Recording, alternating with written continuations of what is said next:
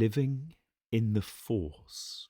Quote, This treasure of the force has been hidden by time and multiplicity and the works of the mind, or briefly by its creaturely incarnation. But in the measure that the mind can separate itself from this multiplicity, to that extent it reveals within itself the force. Here the mind and the force are one. Eckhart. unquote. Our kingdom go is the necessary and unavoidable corollary of thy kingdom come. For the more there is of self, the less there is of the force. The divine eternal fullness of life can be gained only by those who have deliberately lost the partial, separative life of craving and self-interest, of egocentric thinking, feeling, wishing, and acting. Mortification, or deliberate dying to self, is inculcated with an uncompromising firmness in the canonical writings of Christianity, Hinduism, Buddhism, and most of the other major and minor religions of the world, and by every theocentric saint and spiritual reformer who has ever lived out and expounded the principles of the perennial philosophy of the Jedi. But this self-naughting is never, at least by anyone who knows what they're talking about, regarded as an end in itself.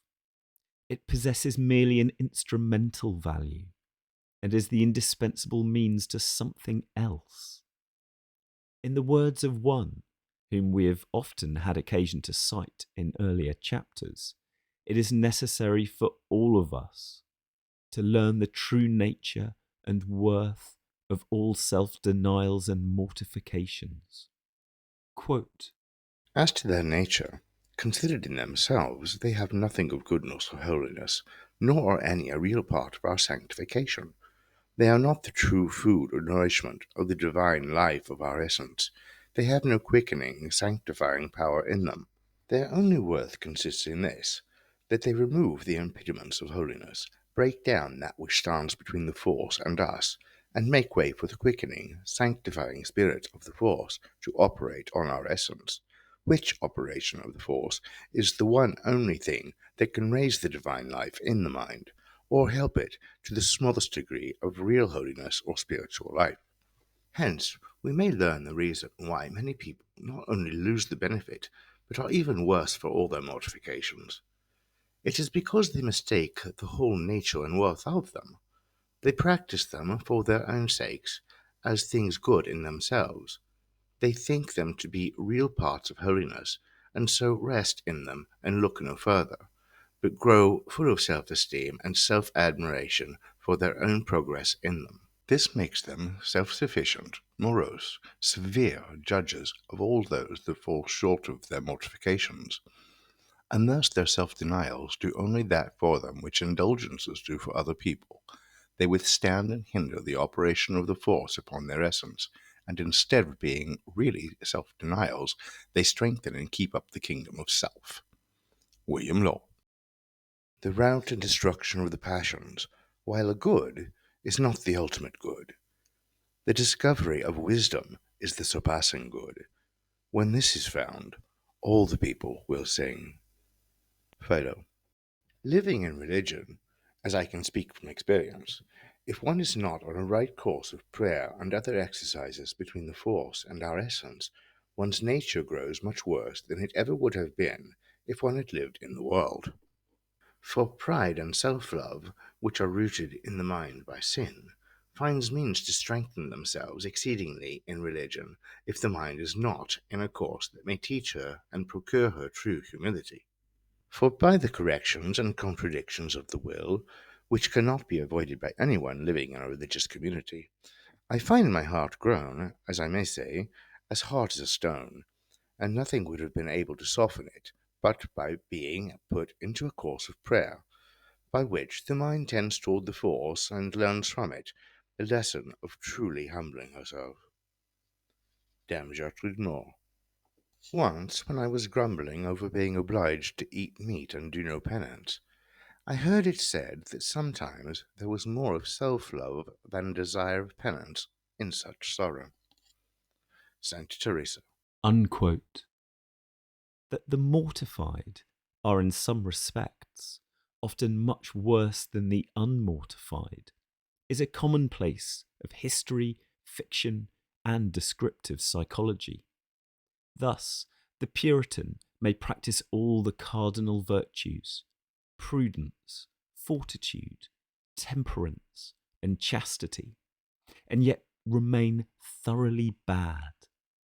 For in all too many cases, these virtues are accompanied by, and indeed causally connected with, the sins of pride, envy, chronic anger, and an uncharitableness pushed somewhiles to the level of active cruelty.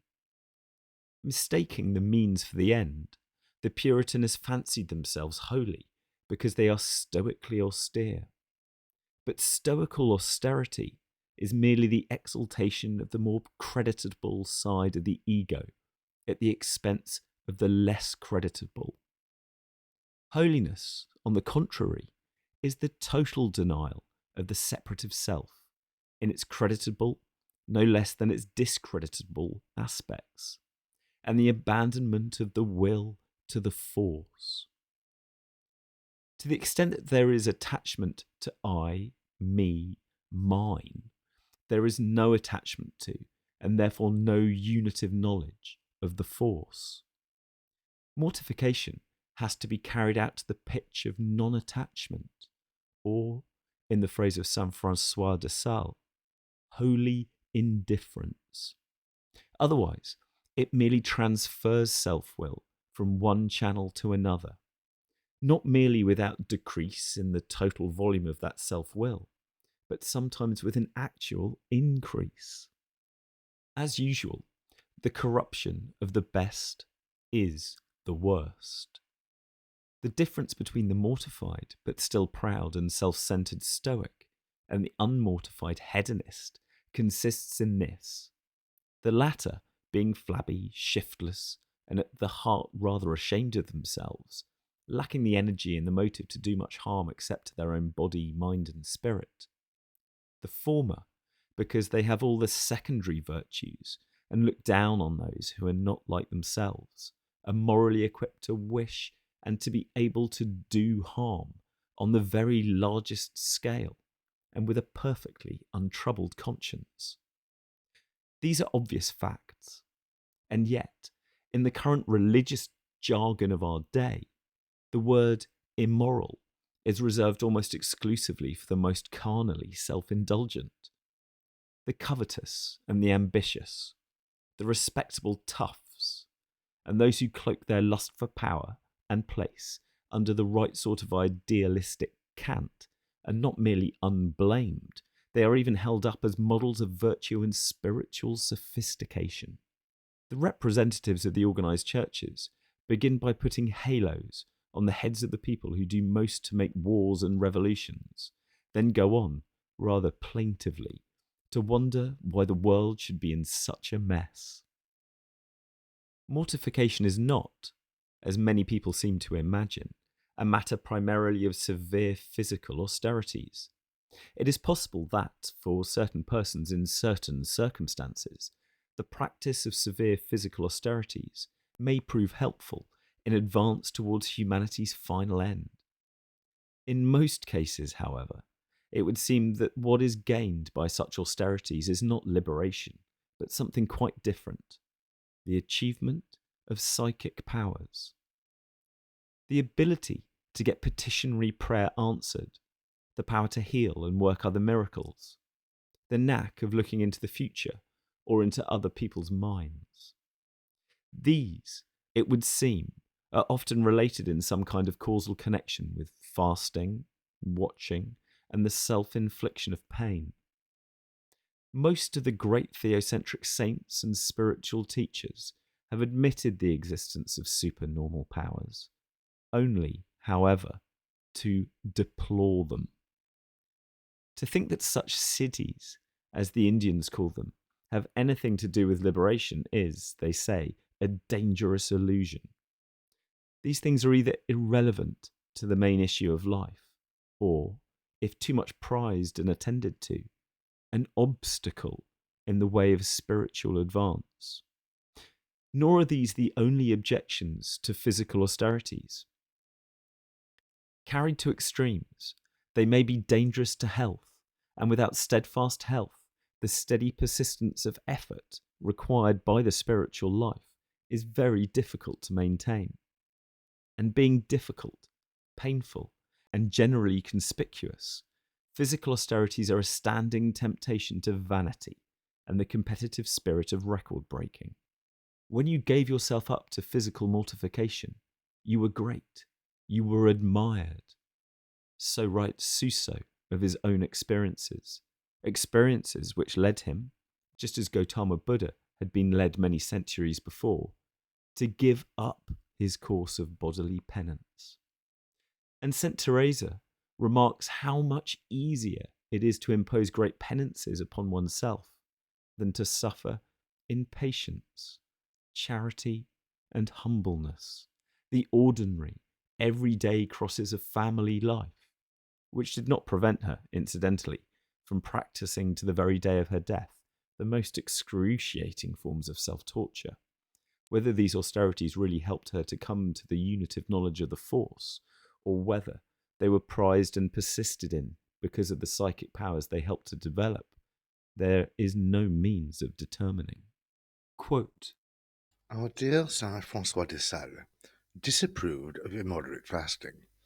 He used to say that the spirit could not endure the body when overfed, but that, if underfed, the body could not endure the spirit. Jean-Pierre Camus. When the will, the moment it feels any joy in sensual things, rises upwards in that joy to the force, and when sensual things move it to pray, it should not neglect them. It should make use of them for so holy an exercise, because sensual things in these conditions subserve the end for which the force created them, namely, to be occasions for making it better known and loved. Saint John of the Cross.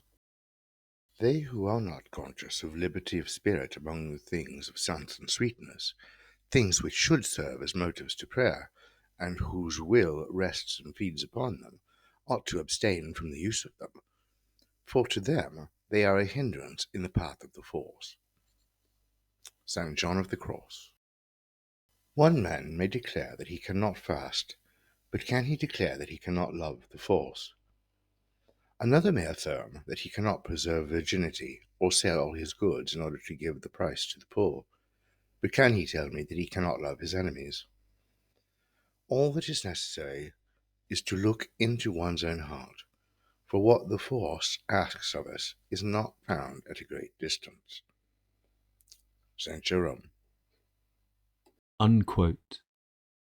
Anybody who wishes to do so can get all, and indeed more than all, the mortification they want out of the incidents of ordinary day-to-day living, without ever resorting to harsh bodily penance.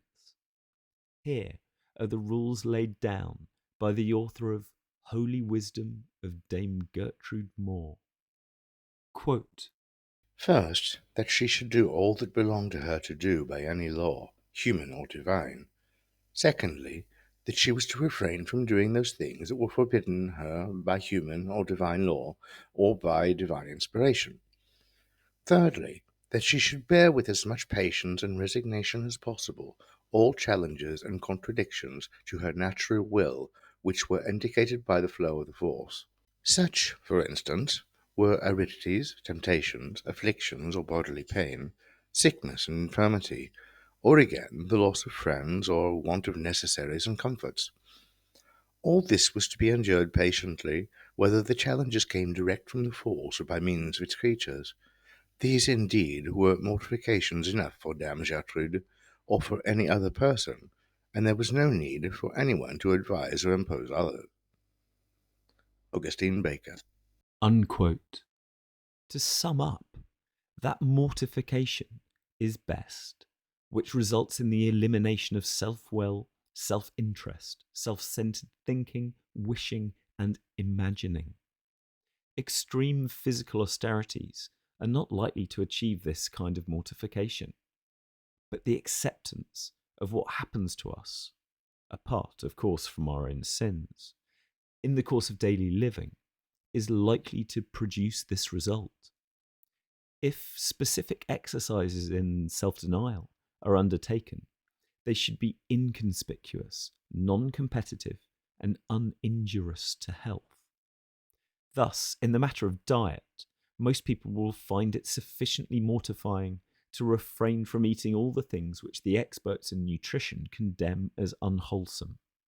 And where social relations are concerned, self-denial should take the form not of showy acts of would-be humility, but of control of the tongue and the moods in refraining from saying anything uncharitable or merely frivolous, which means in practice refraining from about 50% of ordinary conversation, and in behaving calmly and with quiet cheerfulness when external circumstances or the state of our bodies predispose us to anxiety, gloom, or an excessive elation. Quote, When a man practices charity in order to be reborn in bliss, or for fame, or reward, or from fear, such charity can obtain no pure effect.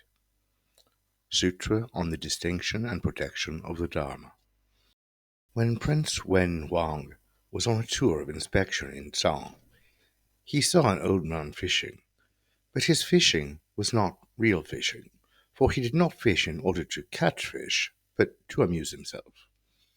So Wen Wang wished to employ him in the administration of government, but feared lest his own ministers, uncles, and brothers might object.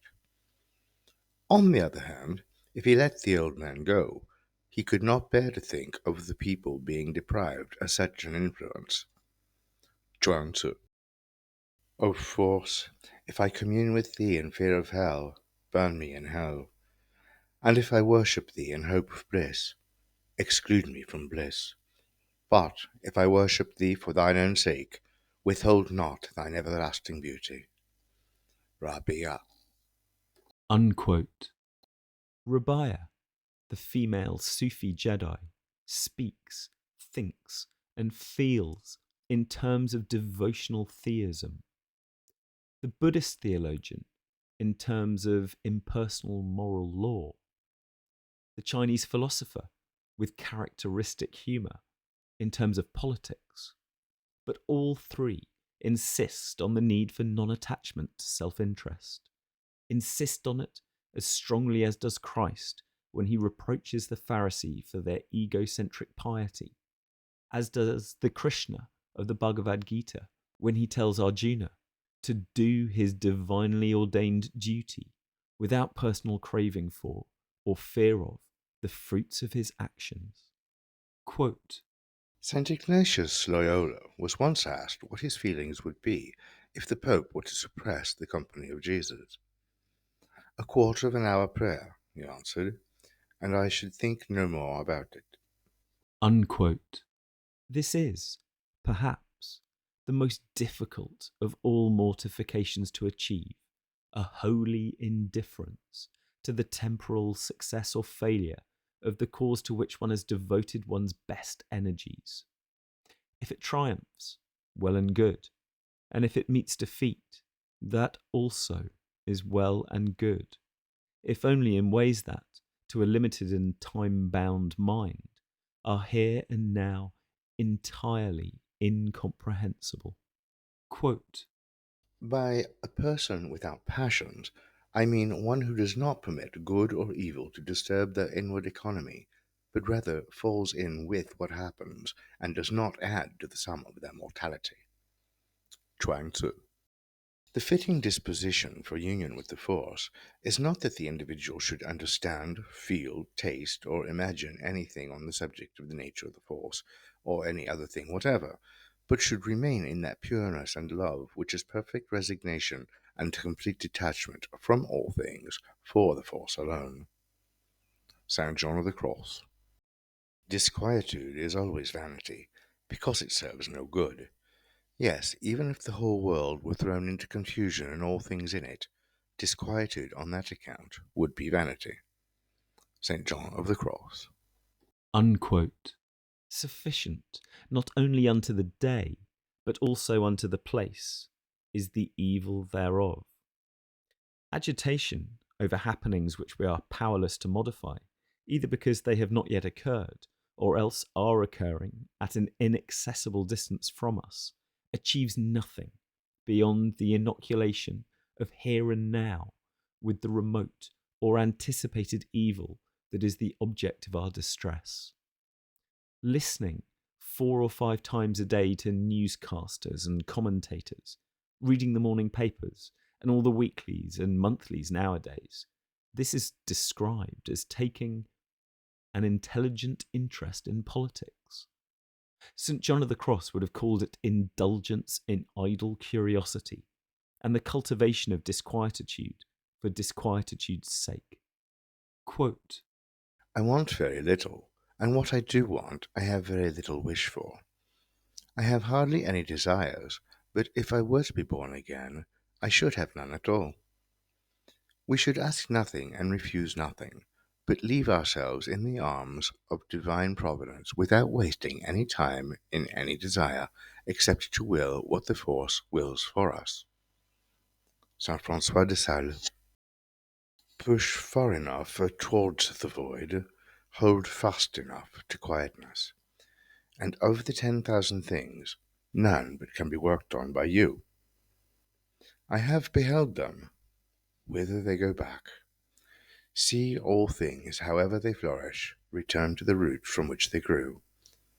This return to the root is called quietness. Quietness is called submission to fate. What has submitted to fate becomes part of the always so. To know the always so is to be illuminated. Not to know it means to go blindly to disaster. Lao Tzu. I wish I could join the solitaries on Kaldi Island instead of being superior and having to write books. But I don't wish to have what I wish, of course. Abbot John Chapman. We must not wish anything other than what happens from moment to moment, all the while, however, exercising ourselves in goodness. St. Catherine of Genoa. unquote. In the practice of mortification, as in most other fields, advance is along a knife edge. On one side lurks the Scylla of egocentric austerity. On the other, the Charybdis of an uncaring quietism. The holy indifference inculcated by the exponents of the perennial philosophy of the Jedi is neither stoicism nor mere passivity. It is rather an active resignation. Self-will is renounced. Not that there may be a total holiday from willing, but that the force may use the mortified mind and body as its instrument for good. We may say, with Kabir, that the devout Jedi is one who mingles in his heart the double currents of love and detachment, like the mingling of the streams of Ganges and Jumna.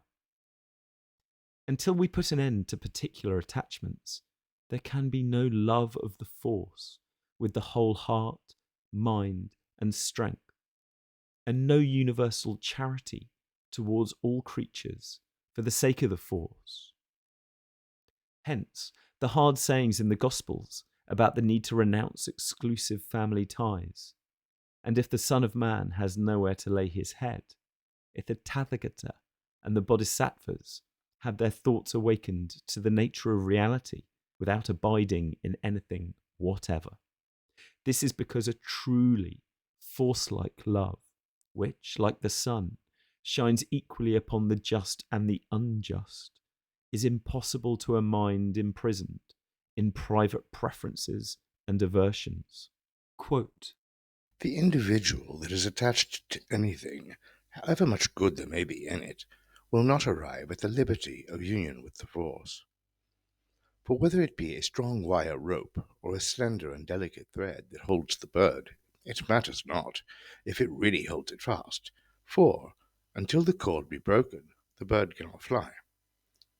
So the individual, held by the bonds of human affections, however slight they may be, cannot, while they last, make their way to the force. St. John of the Cross. There are some who are newly delivered from their sins, and so, though they are resolved to feel the force, they are still novices and apprentices, soft and weak. They love a number of superfluous, vain, and dangerous things at the same time as the force. Though they feel the force above all things, they yet continue to take pleasure in many things which they do not love according to the force, but besides it, things such as slight inordinations in word, gesture, clothing, pastimes, and frivolities. Saint Francois de Sales. There are people who have made some progress in feeling the force, and have cut off the love they had for dangerous things. Yet they still have dangerous and superfluous loves, because they love what the force wills them to love, but with excess and too tender and passionate a love. The love of our relations, friends, and benefactors is itself according to the force, but we may love them excessively, as also our vocations, however spiritual they be, and our devotional exercises, which we should get love very greatly, may be loved inordinately, when we set them above obedience and the more general good, or care for them as an end, when they are only means. Saint Francois de Sales. The treasures of force, which are beyond our measure, can only be contained in an empty and solitary heart. St. John of the Cross. Suppose a boat is crossing a river, and another boat, an empty one, is about to collide with it. Even an irritable person would not lose their temper. But suppose there was someone in the second boat. Then the occupant of the first would shout to them to keep clear. And if they did not hear the first time, nor even when called to 3 times, bad language would inevitably follow. In the first case, there was no anger. In the second, there was, because in the first case the boat was empty, in the second it was occupied. And so it is with people. If we could only pass empty through life, who would be able to injure us? Chuang-Tzu. When the heart weeps for what it has lost, the spirit laughs for what it has found. Anonymous Sufi aphorism. Unquote. It is by losing the egocentric life that we save the hitherto latent and undiscovered life, which in the spiritual reality of our being we share with the force. This newfound life is more abundant than the other, and of a different and higher kind. Its possession is liberation into the eternal, and liberation is supreme blessedness. Necessarily so, for the unmanifest force, who is one with the manifest force, is not only being and knowledge, but also bliss, and, after love and peace, the final fruit of the force is joy. Mortification is painful, but that pain is one of the preconditions of blessedness. This fact of spiritual experience is sometimes obscured by the language in which it is described. Thus, when Christ says that the abode of the force cannot be entered except by those who are as little children, we are apt to forget, so touching are the images evoked by the simple phrase, that an adult cannot become childlike unless they choose to undertake the most strenuous and searching course of self-denial. In practice, the command to become as little children is identical with the command to lose one's life. As Traherne makes clear in the beautiful passage quoted in the chapter on the force in the world, one cannot know created nature in all its essentially sacred beauty unless one first unlearns the dirty devices of adult humanity. Seen through the dung-coloured spectacles of self-interest, the universe looks singularly like a dung heap. And as, through long wearing, the spectacles have grown onto the eyeballs, the process of cleansing the doors of perception is often, at any rate in the earlier stages of the spiritual life, painfully like a surgical operation. Later on, it is true, even self-naughting may be suffused with the joy of the force.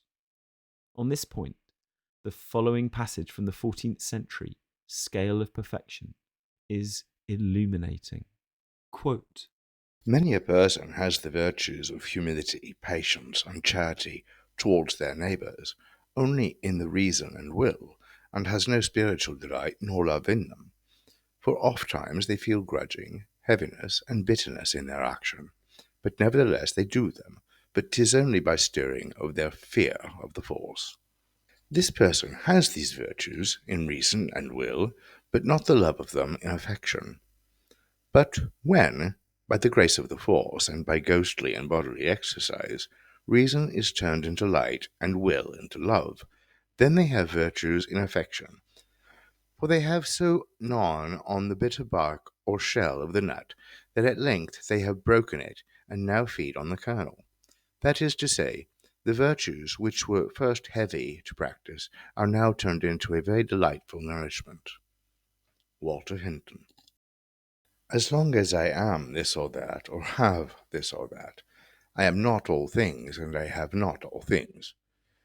Become pure till you neither are nor have either this or that.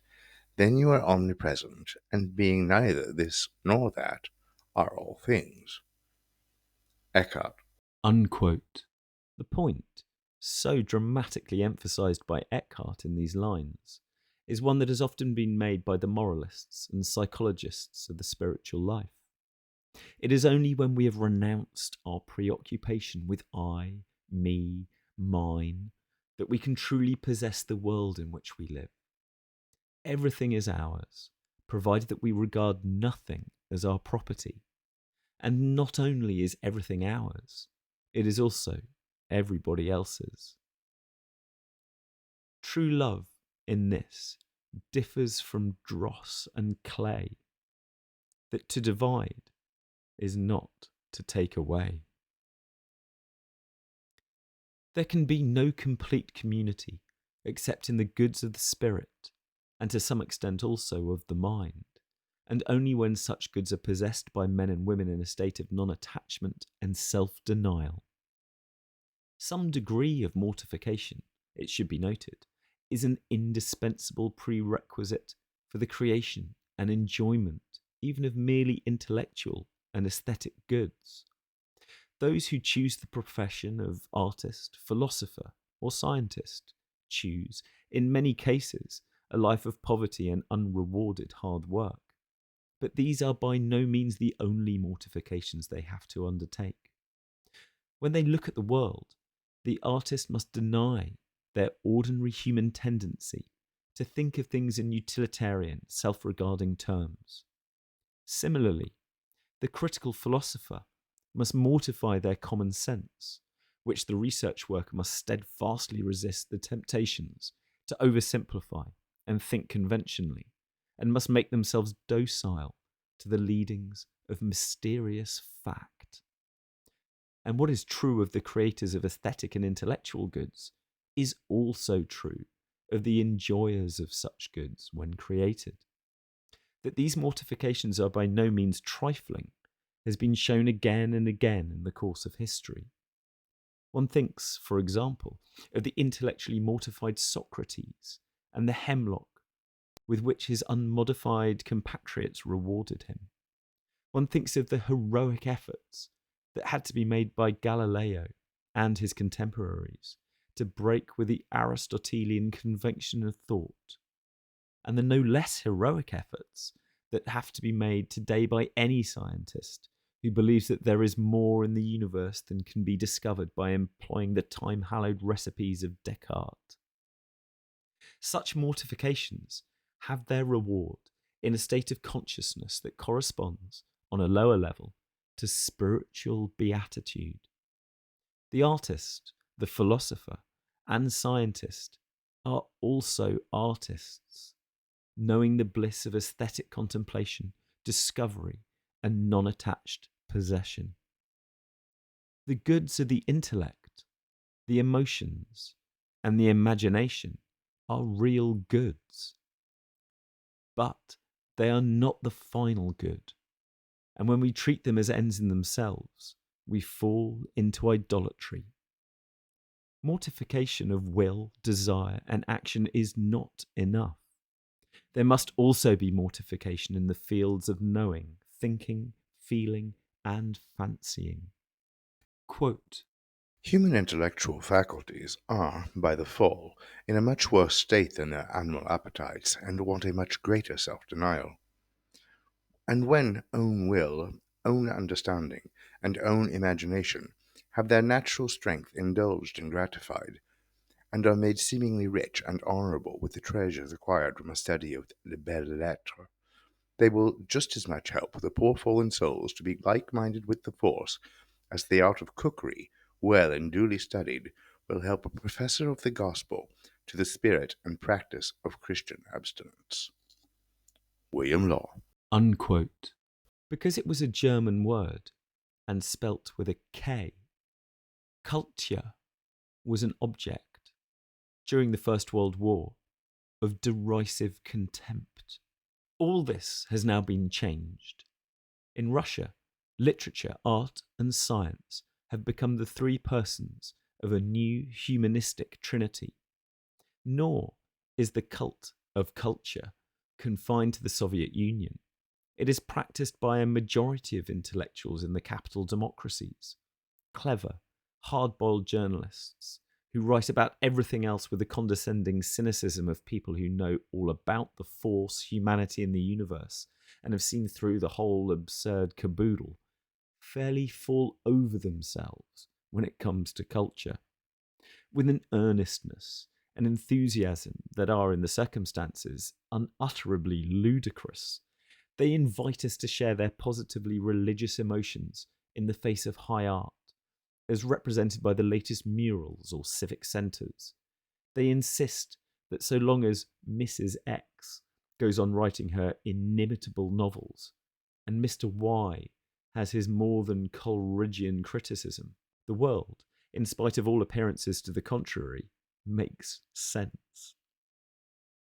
The same overvaluation of culture, the same belief that art and literature are ends in themselves and can flourish in isolation from a reasonable and realistic philosophy of life, have even invaded the schools and colleges. Among advanced educationists, there are many people who seem to think that all will be well so long as adolescents are permitted to express themselves and small children are encouraged to be creative in the art class. But alas, plasticine and self-expression will not solve the problems of education, nor will technology and vocational guidance, nor the classics and the 100 best books. The following criticisms of education were made more than 2.5 centuries ago, but they are as relevant today as they were in the 17th century. Quote, They know nothing as they ought to know, who think they know anything at all without seeing its place and how it relates to the Force, angels and people, and to all the creatures on earth, in heaven and hell, time and eternity. Thomas Traherne. Nevertheless, some things were defective, too. At Oxford, under the Commonwealth, there was never a tutor that did professly teach felicity, though that be the mistress of all the sciences. Nor did any of us study these things but as aliens, which we ought to have studied as our own enjoyments. We studied to inform our knowledge, but knew not for what end we studied, and for the lack of aiming at a certain end, we erred in the matter. Thomas Traherne. unquote. In Traherne's vocabulary, felicity means beatitude, which is identical in practice with liberation, which, in its turn, is the unit of knowledge of the Force in the heights within and in the fullness without, as well as within. What follows is an account of the intellectual mortifications which must be practiced by those whose primary concern is with the knowledge of the unmanifest force in the interior heights of the psyche. Quote, Happy is the person who, by continually effacing all appearances, and through introversion and lifting up of their mind to the force, at last forgets and leaves behind all such hindrances. For by such means only they operate inwardly, with their naked, pure, simple intellect and affections, about the most pure and simple idea, the force. Therefore, see that thy whole exercise about the force within thee may depend wholly and only on that naked intellect, affection, and will. For indeed this exercise cannot be discharged by any bodily organ, or by the external senses, but only by that which constitutes the essence of humanity, understanding and love. If, therefore, thou desirest a safe stair and a short path to arrive at the end of true bliss, then with an intent mind earnestly desire and aspire after continual cleanness of heart and purity of mind. Add to this a constant calm and tranquillity of the senses, and a recollecting of the affections of the heart, continually fixing them above. Work to simplify the heart, that being immovable and at peace from any invading vain phantasms, thou mayest always stand fast in the force within thee, to that degree as if thy soul had already entered the always present now of eternity, that is the nature of the force. To feel the force is to enter into oneself. For they who so grow and enter and go above and beyond themselves, they truly feel the force. The mind must then raise itself above itself, and say, that which is above all I need is above all I know. And so carried into the darkness of the mind, gathering itself into that all-sufficient good, it learns to stay at home, and with its whole affection it cleaves and becomes habitually fixed in the supreme good within. Thus continue until thou become immutable and arrive at that true life which is with the force, perpetually, without any vicissitude of time or space, reposing in that inward quiet and secret mansion of the force. Albert Magnus. Some people love knowledge and discernment as the best and most excellent of all things. Behold, then, knowledge and discernment come to be loved more than that which is discerned. For the false natural light loves its knowledge and powers, which are itself, more than what is known. And were it possible that this false natural light should understand the simple truth as it is in the force and in truth, it still would not lose its own property, that is, it could not depart from itself and its own things. Theologica Germanica. Unquote. The relationship between moral action and spiritual knowledge is circular, as it were, and reciprocal. Selfless behavior makes possible an accession of knowledge, and the accession of knowledge makes possible the performance of further and more genuinely selfless actions, which in their turn enhance the agent's capacity for knowing.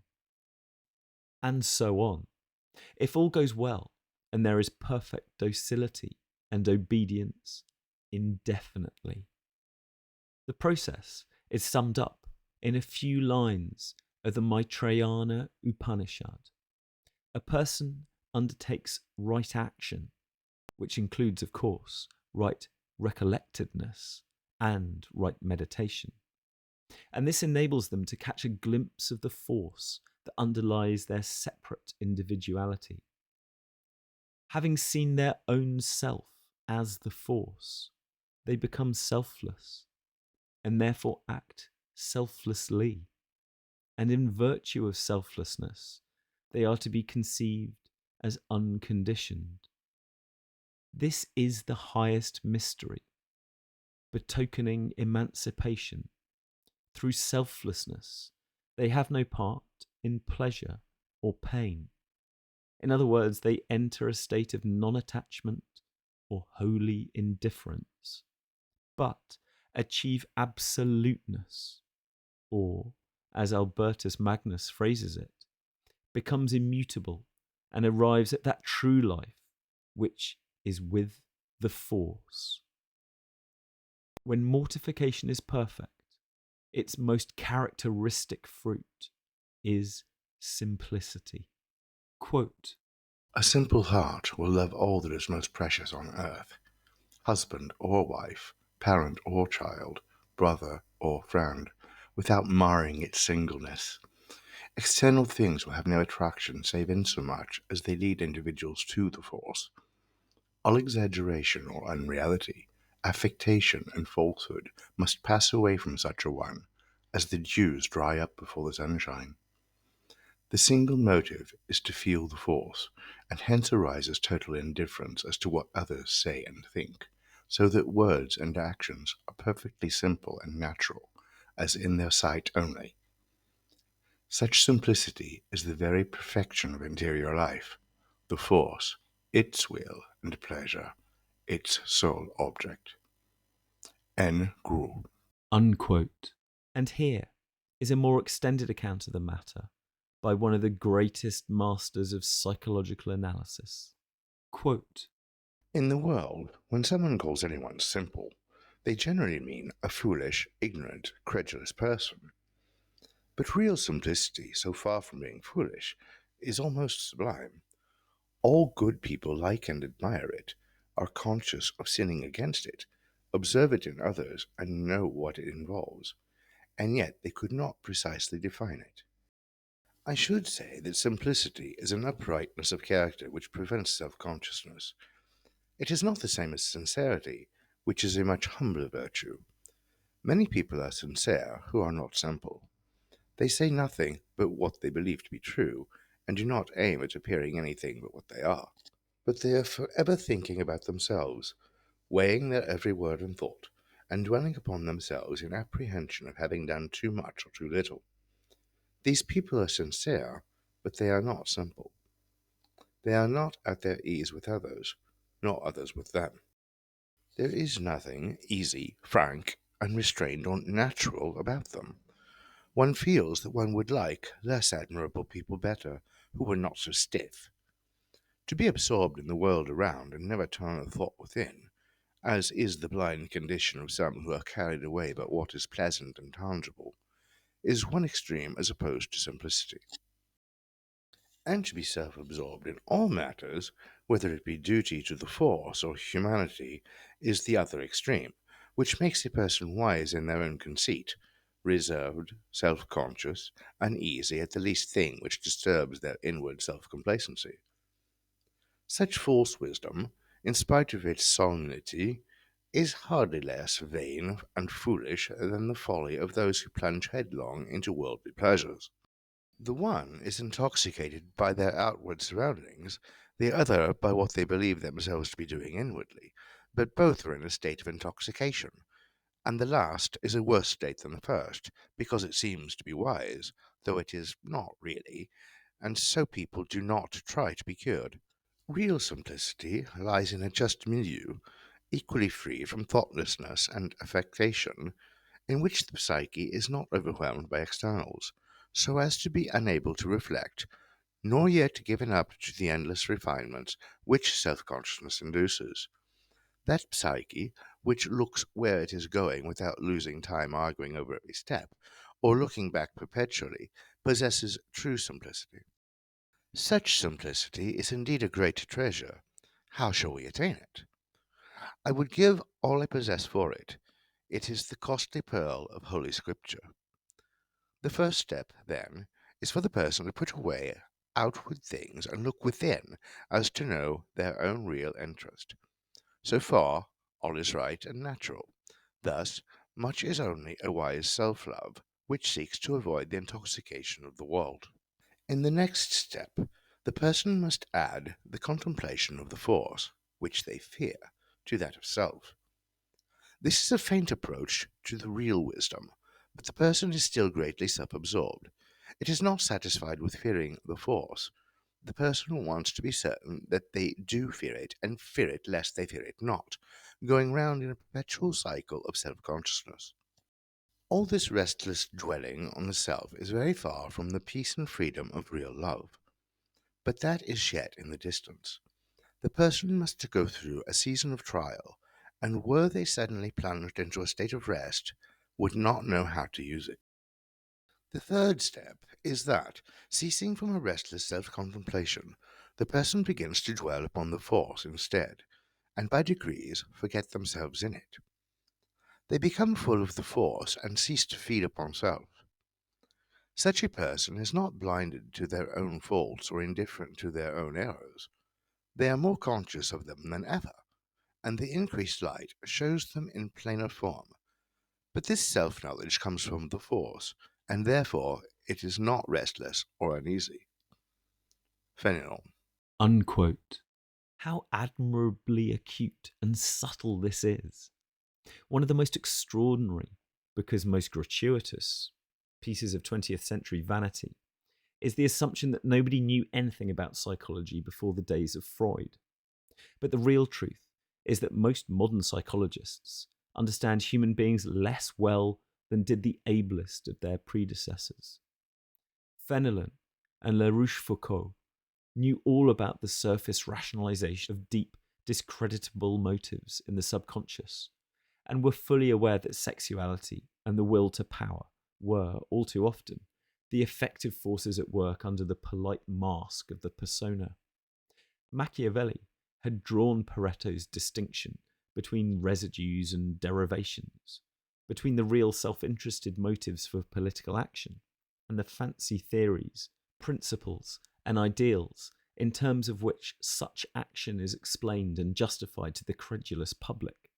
Like Buddha's and St. Augustine's, Pascal's view of human virtue and rationality could not have been more realistically low. But all these men, even La Rochefoucauld, even Machiavelli, were aware of certain facts that 20th century psychologists have chosen to ignore. The fact that human nature is tripartite, consisting of a spirit as well as of a mind and body. The fact that we live on the borderline between two worlds, the temporal and the eternal. The physical vital human and the divine force. The fact that, though nothing in itself, humanity is a nothing surrounded by the force, indigent of the force, capable of the force, and filled with the force, if it so desires. The simplicity, of which Grew and Fenelon write, is the same thing as the virtue so much admired by Lao Tzu and his successors. According to these Chinese Jedi, personal sins and social maladjustments are all due to the fact that people have separated themselves from their divine source and live according to their own will and notions, not according to the force, which is the great way, the logos, the nature of things, as it manifests itself on every plane, from the physical up through the animal and the mental to the spiritual. Enlightenment comes when we give up self-will and make ourselves docile to the workings of the force in the world around us and in our own bodies, minds, and spirits. Sometimes the Taoist philosophers write as though they believed in Rousseau's noble savage, and, being Chinese and therefore much more concerned with the concrete and the practical than with the merely speculative, they are fond of prescribing methods by which rulers may reduce the complexity of civilization and so preserve their subjects from the corrupting influences of man-made and therefore force eclipsing conventions of thought, feeling, and action. But the rulers who are to perform this task for the masses must themselves be Jedi. And to become a Jedi, one must get rid of all of the rigidities of unregenerate adulthood and become again as a little child. For only that which is soft and docile is truly alive. That which conquers and outlives everything is that which adapts itself to everything, and which always seeks the lowest place, not the hard rock, but the water that wears away the everlasting hills. The simplicity and spontaneity of the perfect Jedi are the fruits of mortification, mortification of the will, and, by recollectedness and meditation, of the mind.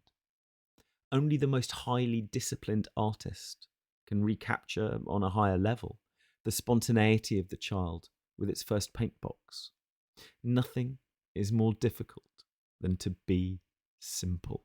Quote, May I ask, said Yen Hui, in what consists the fasting of the heart? Cultivate unity, replied Confucius. You do your hearing not with your ears, but with your mind. Not with your mind, but with your very essence. But let the hearing stop with the ears. Let the working of the mind stop with itself. Then the psyche will be a neutral existence, passively responsive to externals. In such a neutral existence, only the force can abide, and that neutral state is the fasting of the heart. Then, said Yen Hui, the reason I could not get the use of this method is my own individuality. If I could get the use of it, my individuality would have gone. Is this what you mean by the neutral state? Exactly so, replied the master. Let me tell you, if you can enter the domain of this prince, a bad ruler whom Yen Hui was ambitious to reform, without offending his amour propre, cheerful if he hears you, passive if he does not, without science, without drugs, simply living there in a state of complete indifference, you will be near success. Look at that window. Through it, an empty room becomes bright with scenery, but the landscape stops outside. In this sense, you may use your ears and eyes to communicate within, but shut out all wisdom, in the sense of conventional copybook maxims, from your mind. This is the method for regenerating all creation. Chuang Tzu. unquote. Mortification may be regarded, in this context, as the process of study by which we learn at last to have unstudied reactions to events, reactions in harmony with the force, suchness, the will of the force. Those who have made themselves docile to the divine nature of things, those who respond to circumstances, not with craving and aversion, but with the love that permits them to do spontaneously what they like, those who can truthfully say, not I, but the force in me. Such men and women are compared by the exponents of the perennial philosophy of the Jedi to children, to fools and simpletons, even sometimes, as in the following passage, to drunkards. Quote, A drunken man who falls out of a cart, though he may suffer, does not die. His bones are the same as other people's, but he meets his accident in a different way. His spirit is in a condition of security. He is not conscious of riding in the cart, neither is he conscious of falling out of it. Ideas of life, death, fear, and the like cannot penetrate his breast, and so he does not suffer from contact with objective existence. If such security is to be got from wine, how much more is it to be got from the force? Chuang Tzu. unquote. It is by long obedience and hard work that the artist comes to unforced spontaneity and consummate mastery. Knowing that they can never create anything on their own account, out of the top layers, so to speak, of their personal consciousness, they submit obediently to the workings of inspiration. And knowing that the medium in which they work has its own self nature, which must not be ignored or violently overridden, they make themselves its patient servant, and in this way achieve perfect freedom of expression. But life is also an art, and the person who would become a consummate artist in living must follow, on all the levels of their being, the same procedure as that by which the painter or the sculptor or any other craftsman comes to their own more limited perfection. Quote, Prince Hui's cook was cutting up a bullock.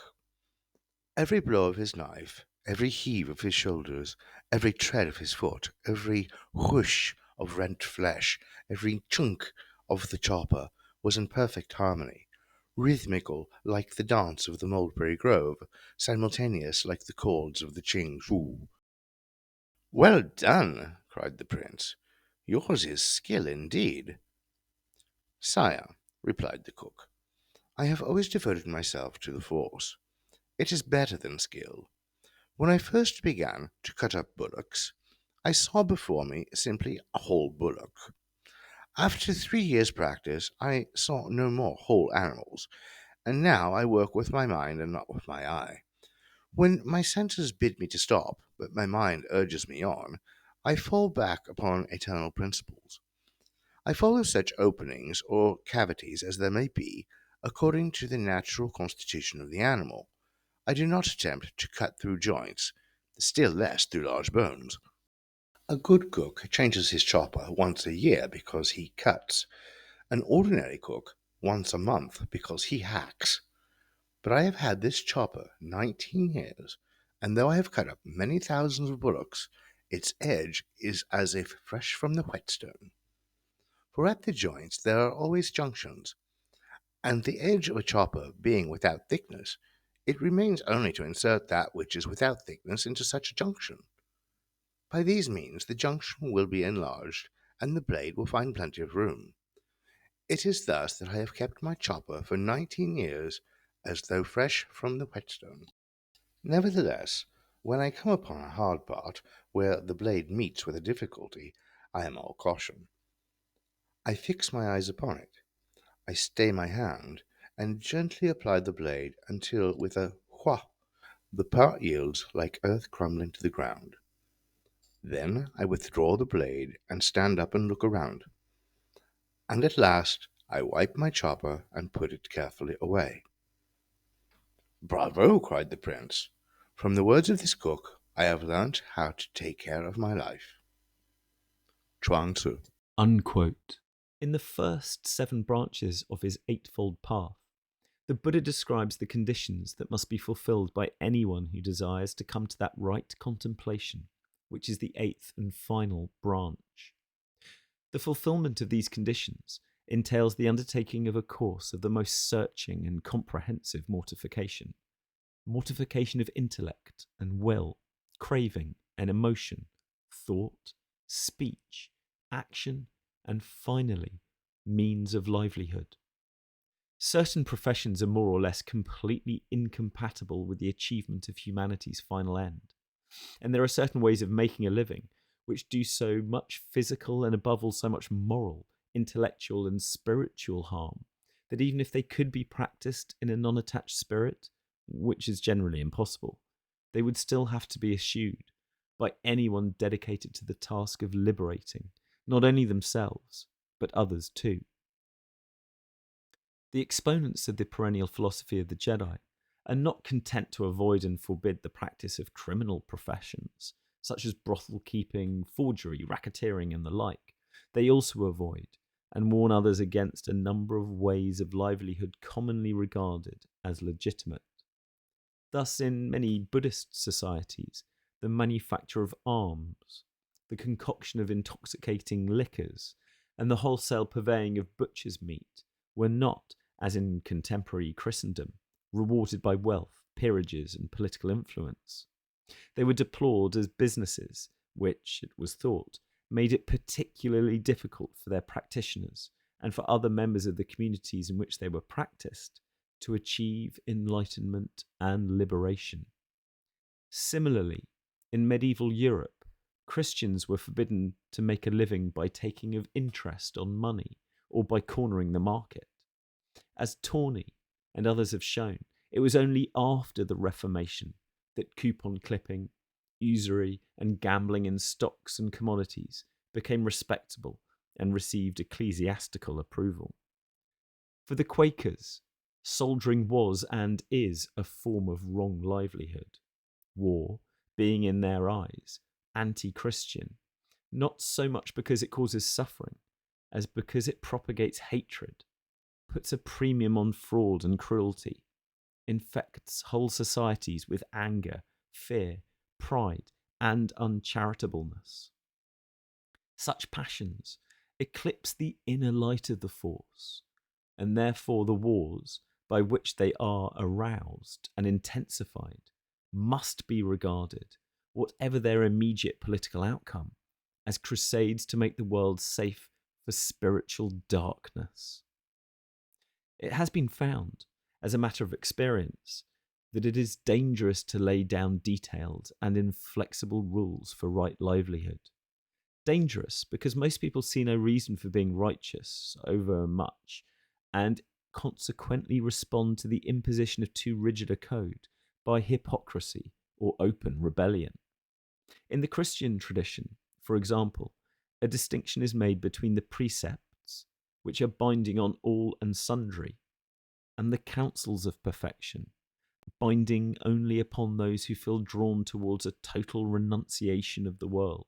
The precepts include the ordinary moral code and the commandment to love the force with all one's heart, strength, and mind, and one's neighbour as oneself. Some of those who make a serious effort to obey this last and greatest commandment find that they cannot do so wholeheartedly unless they follow the counsels and sever all connections with the world. Nevertheless, it is possible for men and women to achieve that perfection, which is deliverance into the unitive knowledge of the force, without abandoning the married state and without selling all they have and giving the price to the poor. Effective poverty, possessing no money, is by no means always affective poverty, being indifferent to money. One person may be poor, but desperately concerned with what money can buy, full of cravings, envy, and bitter self-pity. Another may have money, but no attachment to money or the things, powers, and privileges that money can buy. Evangelical poverty is a combination of effective with affective poverty. But a genuine poverty of spirit is possible even in those who are not effectively poor. It will be seen, then, that the problems of right livelihood, insofar as they lie outside the jurisdiction of the common moral code, are strictly personal. The way in which any individual problem presents itself and the nature of the appropriate solution depend upon the degree of knowledge, moral sensibility, and spiritual insight achieved by the individual concerned. For this reason, no universally applicable rules can be formulated except in the most general terms. Here are my 3 treasures, says Lao Tzu. Guard and keep them. The first is pity. The second, frugality. The third, refusal to be foremost of all things under heaven. And when Jesus is asked by a stranger to settle a dispute between himself and his brother over an inheritance, he refuses, since he does not know the circumstances, to be a judge in the case and merely utters a general warning against covetousness. Quote, A garçon instructed his adherents one day, "Those who speak against killing and who desire to spare the lives of all conscious beings are right. It is good to protect even animals and insects. But what about those persons who kill time? What about those who destroy wealth and those who murder the economy of their society? We should not overlook them. Again, what of the one who preaches without enlightenment? They are killing Buddhism." From 101 Zen Stories. Once the noble Ibrahim, as he sat on his throne, heard a clamour and noise of cries on the roof, also heavy footsteps on the roof of his palace. He said to himself, "Whose heavy feet are these?" He shouted from the window, "Who goes there?" The guards, filled with confusion, bowed their heads, saying, "It is we, going the rounds in search." He said, "What do you seek?" They said, "Our camels." He said, "Who ever searched for camels on a housetop?" They said, "We follow your example. Who seeks union with the force while sitting on a throne?" Jalaluddin Rumi. Unquote. Of all social, moral, and spiritual problems, that of power is the most chronically urgent and the most difficult of solution. Craving for power is not a vice of the body.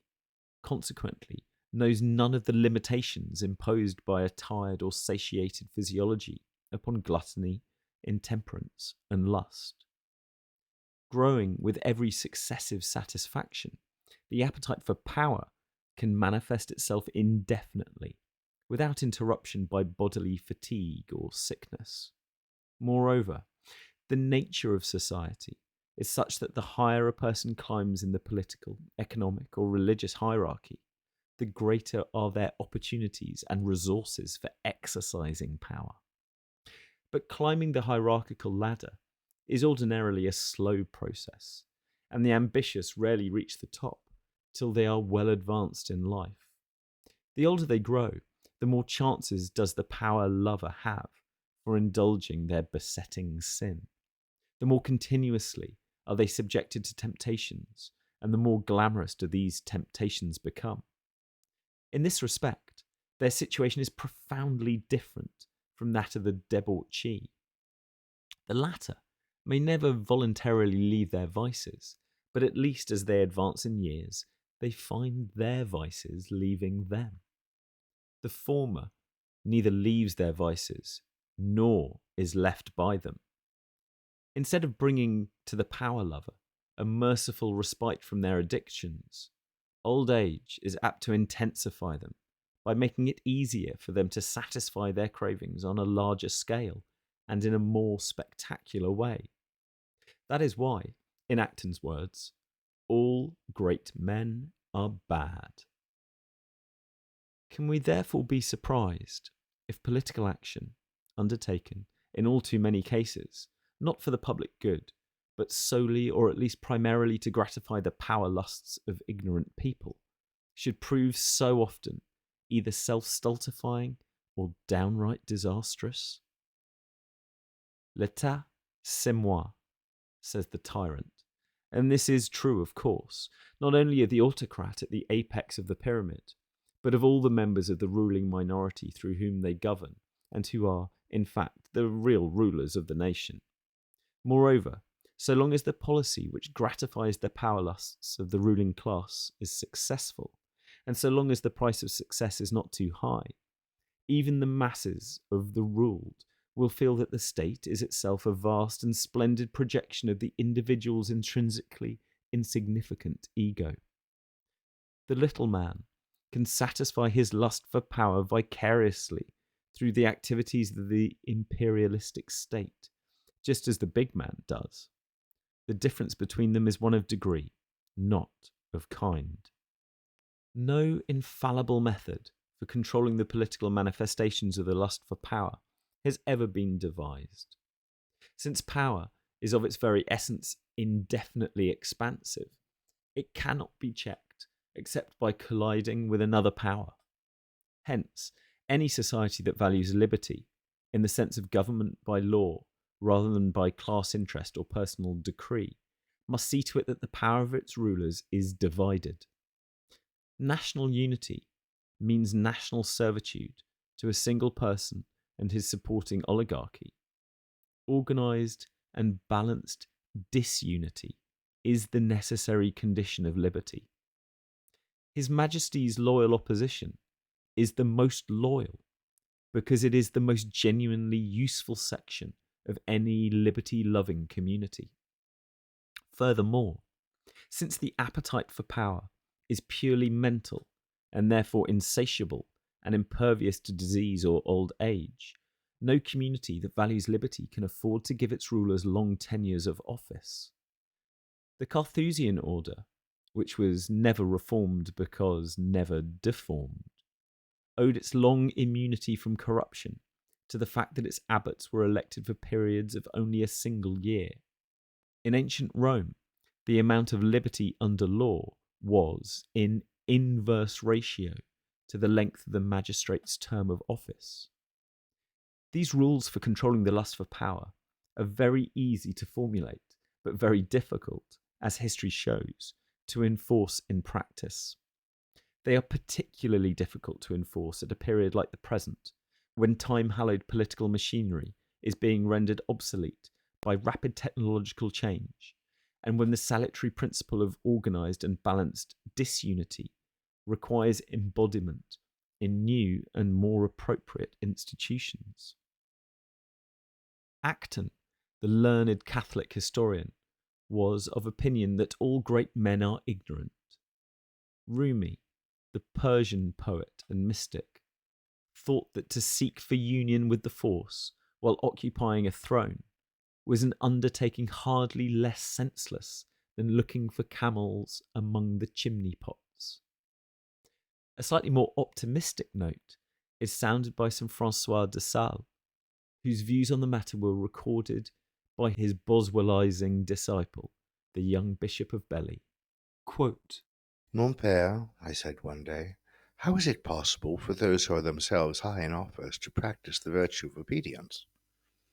Francois de Sales replied, they have greater and more excellent ways of doing so than their inferiors.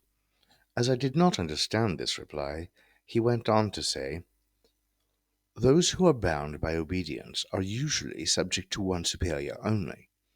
But those who are themselves superiors have a wider field for obedience, even while they command. For if they bear in mind that it is the Force who has placed them over other people, and gives them the rule they have, they will exercise it out of obedience to the Force, and thus, even while commanding, they will obey. Moreover, there is no position so high but that it is subject to a spiritual superior in what concerns the conscience and the soul. But there is a yet higher point of obedience to which all superiors may aspire, even that to which St. Paul alludes when he says, though I be free from all people, I have yet made myself servant unto all. It is by such universal obedience to everyone that we become all things to all people. And serving everyone for the sake of the Force, we esteem all to be our superiors. In accordance with this rule, I have often observed how Francois de Sales treated everyone, even the most insignificant persons who approached him, as though he were the inferior, never repulsing anyone, never refusing to enter into conversation, to speak or to listen, never betraying the slightest sign of weariness, impatience, and annoyance, however importunate or ill-timed the interruption. To those who asked him why he thus wasted his time, his constant reply was, it is the will of the Force. It is what it requires of me. What more need I ask? While I am doing this, I am not required to do anything else. The will of the Force is the center from which all we do must radiate. All else is mere weariness and excitement. Jean-Pierre Camus. unquote. We see, then, that a great person can be good enough even to aspire to unitive knowledge of the Force, provided that while exercising power, they fulfill two conditions. First, they must deny themselves all the personal advantages of power and must practice the patience and recollectedness without which there cannot be love either of humanity or of the Force. And second, they must realize that the accident of possessing temporal power does not give them spiritual authority, which belongs only to those Jedi, living or dead, who have achieved a direct insight into the nature of things. A society in which the boss is mad enough to believe themselves a prophet is a society doomed to destruction. A viable society is one in which those who have qualified themselves to see indicate the goals to be aimed at, while those whose business it is to rule respect the authority and listen to the advice of the Jedi. In theory, at least, all this was well understood in India and until the Reformation in Europe, where no position was so high, but that it was subject to a spiritual superior in which concerned the conscience and the psyche. Unfortunately, the churches tried to make the best of both worlds, to combine spiritual authority with temporal power, wielded either directly or at one remove from behind the throne. But spiritual authority can be exercised only by those who are perfectly disinterested and whose motives are therefore above suspicion. An ecclesiastical organisation may call itself the mystical body of Christ, but if its prelates are slaveholders and the rulers of states, as they were in the past, or if the corporation is large-scale capitalist, as is the case today. No titles, however honorific, can conceal the fact that when it passes judgment, it does so as an interested party with some political or economic axe to grind. True, in matters which do not directly concern the temporal powers of the corporation, individual churchmen can be, and have actually proved themselves, perfectly disinterested. Consequently, can possess and have possessed genuine spiritual authority. St. Philip Neri is a case in point.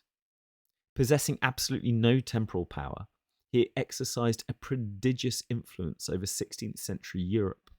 But for that influence, it may be doubted whether the efforts of the Council of Trent to reform the Roman Church from within would have met with much success.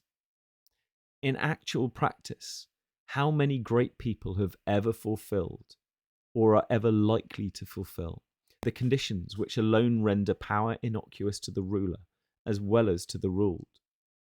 Obviously, very few. Except by rare Jedi, the problem of power is finally insoluble. But since genuine self-government is possible only in very small groups, societies on a national or supranational scale will always be ruled by oligarchical minorities, whose members come to power because they have a lust for power. This means that the problem of power will always arise, and since it cannot be solved except by people like Francois de Sales, will always cause trouble. And this, in turn, means that we cannot expect the large-scale societies of the future to be much better than were the societies of the past during the brief periods when they were at their best.